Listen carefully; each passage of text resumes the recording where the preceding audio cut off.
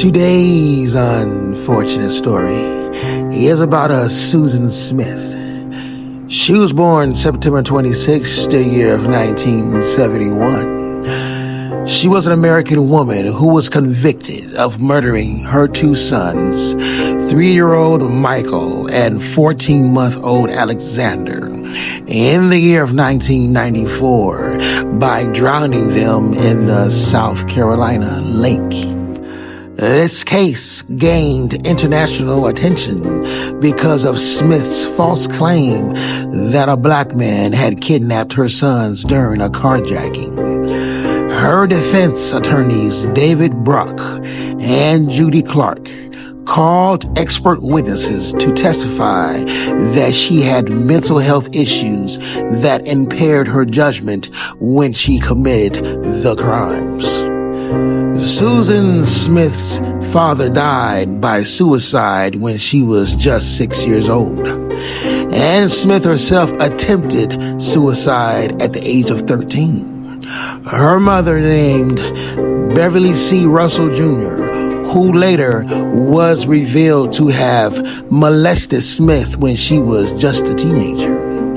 Russell was a local businessman who later gained prominence in South Carolina's Republican Party and the Christian Coalition. Both Smith and Russell have stated that sexual relations between them continued until 6 months before the murders.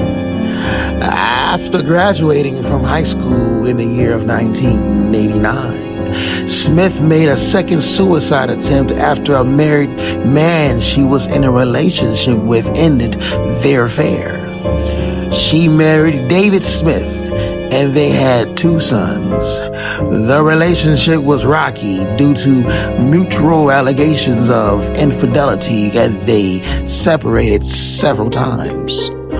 On October 25th, year of 1994, Smith reported to police that her vehicle had been carjacked by a black man who drove away with her sons still inside. For 9 days, she made dramatic pleas on national television for their safe return. However, following an extensive investigation and a nationwide search for them, she confessed on November 3rd, year of 1994, to letting her car roll into nearby John D. Long Lake, drowning them inside. Her motivation was reportedly to facilitate a relationship with a local wealthy man named Ton Finlay. Prior to the murders, he sent Smith a letter sending their relationship and expressing that he had not and did not want children. She said that there was no motive, nor did she plan the murders, stating that she was not in a right state of mind. Later revelations indicated that detectives doubted Smith's story from the start and believed that she murdered her sons. By the second day of the investigation, the police suspected that she knew their location and hoped that they were still alive. Investigators started to search the nearby lakes and ponds, including John D. Long Lake, where their bodies were eventually found. Initial water searches did not locate the car because the police believed it would be within 30 feet of the shore and did not search farther out. It turned out to be 122 feet from the shore. After the boys had been missing for 2 days, the Smiths were subjected to a polygraph test. The biggest breakthrough of the case was that her description of the carjacking location. She had claimed that a traffic light had turned red, causing her to stop at an otherwise empty intersection. However, it was determined that the light would not have turned red for her unless another vehicle was present on the intersecting road. This conflicted with her statement that she did not see any other cars there when the carjacking took place. In the year of 1995, David Bruck and Judy Clark served as co-counselors for the Smith. In their opening statement, Clark argued Smith was deeply troubled and experienced severe depression. Clark told the jury, "This is not a case about evil.